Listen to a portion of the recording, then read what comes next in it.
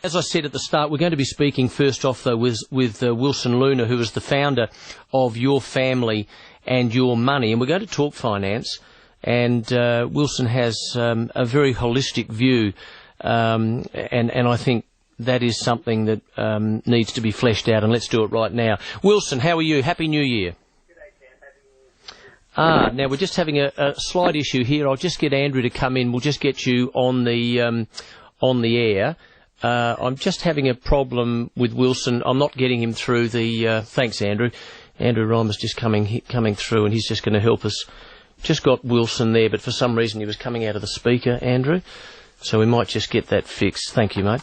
We're going to talk to Wilson Luna, and as I said, he's the founder of Your Family and Your Money. So we can talk to him about a whole range of things, about budgeting for 2011, and we can talk to him about the sorts of things, thank you, mate, about the sorts of things that, families together can do to look after their finances. I think I've got you there now, Wilson. Yeah, mate, that sounds a lot better. Actually, my apologies, mate, and thanks to Andrew for rectifying that. Look, Andrew was telling me, as we were setting this up prior to the program, that you do have a holistic view. Can you just elaborate on that? Thank you. Yeah, look, I think what we found was there's a lot of talk out there regarding, the All Ords or the stock market or separate investments, etc., which is great. It's always important to know that stuff. But we've always said, at the end of the day, mum and dad or your typical family, really all they want to know is how does this particular change affect my family and my day-to-day, I suppose, what we do and how we remain happy and how we remain a unit. Couldn't agree with you more.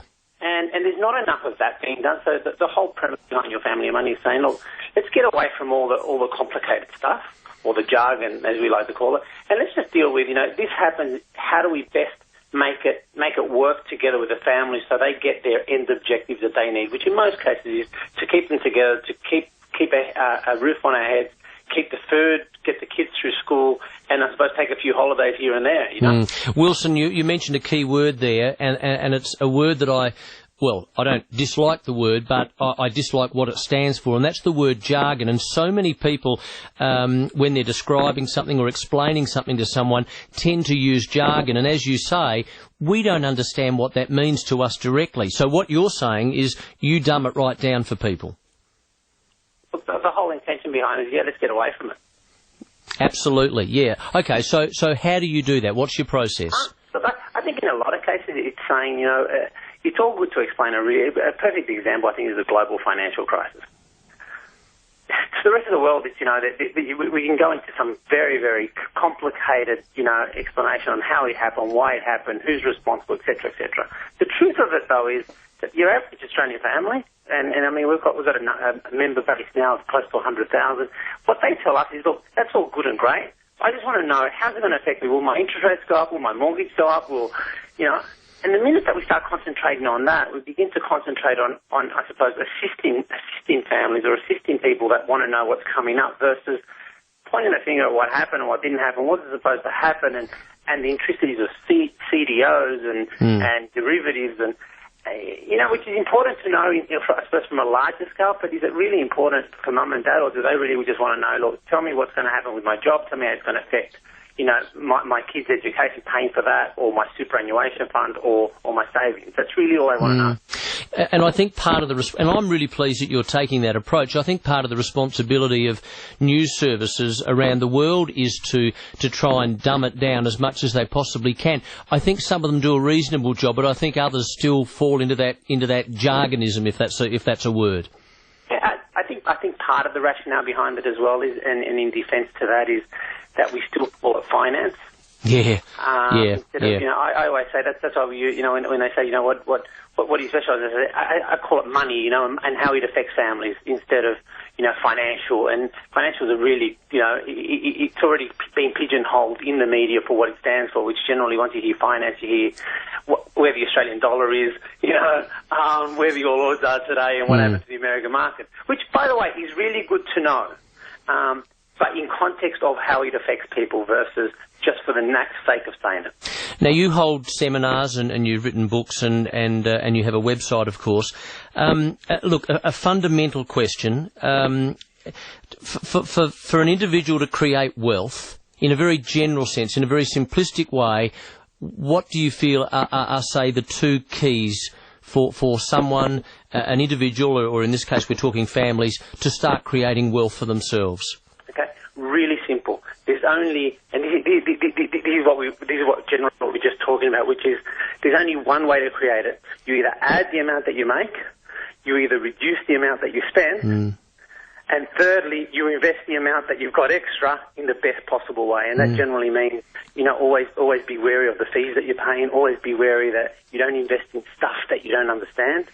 Because we've got a big saying that says, you wouldn't jump into a swimming pool unless you knew how deep it was.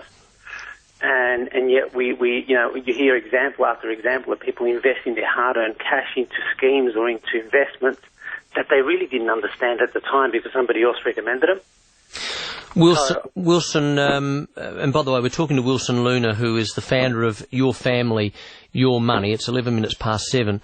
Do you find that, I'm sure that most people would want to do this, but do you find that you need to push them and to help them get self-motivated to start the process?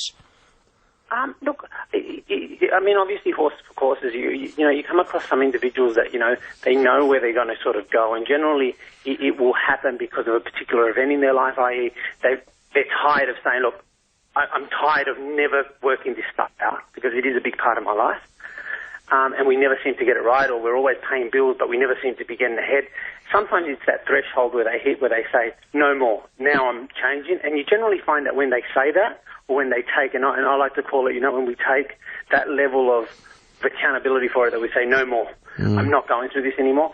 Then the rest of it, the only job that really we do is from an assistance perspective, we give them the tools and resources to know where they're going, but they do all the work, and that's when you know that they're ready. That's our general experience with it. It's, that they begin to realise that, I'm kind of a bit tired of constantly being behind the eight ball. I want to move forward on it.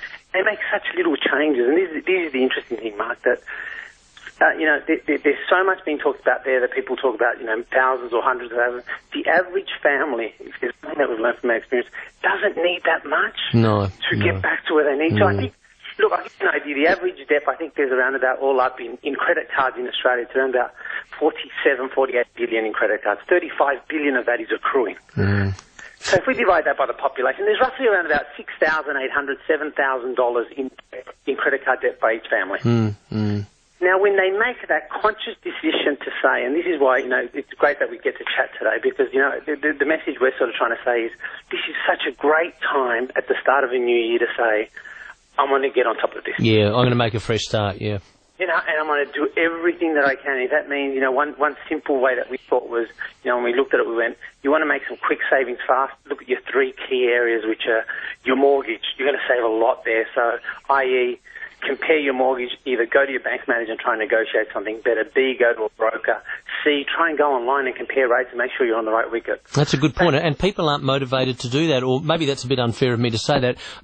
I think people are frightened to do that. They don't quite understand how to do it, perhaps. Absolutely. And this is what I'm saying. When they're ready to go, what we find, especially our culture is unbelievable in that way. You just have to see what's happening even with the floods, etc. When we stick together, when we decide to do something, we can do it. We're pretty unstoppable in that regard. We certainly generate it's like a snowball effect, isn't it? Once you get some momentum up, it's really hard to stop. It's a little bit like getting fit. Once you start seeing results, you get really excited and you actually do more. That's the one I'm working on at the moment, Mark. So trust me, I'm going through the same hurdles as people go with their money sometimes. So. Well, ditto for me. Do you offer specific advice, like, for example, and you'd be aware, there's a lot of ads, a lot of commercials, particularly around this time of year, saying interest-free deals, and it is interest-free for a certain period of time, and then if you don't pay it off, obviously the interest is really exorbitant, or no payments for 12 months, so buy everything there. Do you advise people of the perils of those sorts of things? Do you sort of, drill down, to that level? That's the type of stuff that we really cover a lot of, even on shows like this. When I'm talking to individuals, talking to announcers like you, or even on our website, we've sometimes even got some authors or some journalists that'll write in there, giving their opinions free of charge. So the whole premise behind Your Family, Your Money is, unfortunately, everyone that that can afford to pay for advice really don't need it as much as the people that can't afford it. Yeah. So we thought, what happens if we create this website, we create this book series, and people can access that kind of advice as cheaply as possible. I think that's fantastic. So a lot of that stuff is around that. In terms of, best thing to do next in terms, let's say you've got that credit card bill and we're talking about the mortgages. Another really big one that you could go for is your groceries. Yep. And this is the quickest way. And look, we implemented this even in our household last year, and I've got to tell you, it took a bit of getting used to, but when we did, it made a big difference. We went meal plan 7 days in advance, which means you write down all the meals that you're going to cook 7 days in advance. Right, yeah. You stop a lot of the waste doing that. You also get specific in, what you're going to eat, when you're going to eat. And what you're purchasing, yep. Then write a list down of what you're going to purchase. So when you go to the shop, you've got to take the list. You can never go without the list. And also, full of other things when you go shopping, leave the credit card at home. That way you can't waste money you haven't got. Leave the kids at home because they'll make you buy stuff. I don't know about you. I've got almost 4-year-old, and he will make me buy stuff I don't want to buy. And go with a full stomach.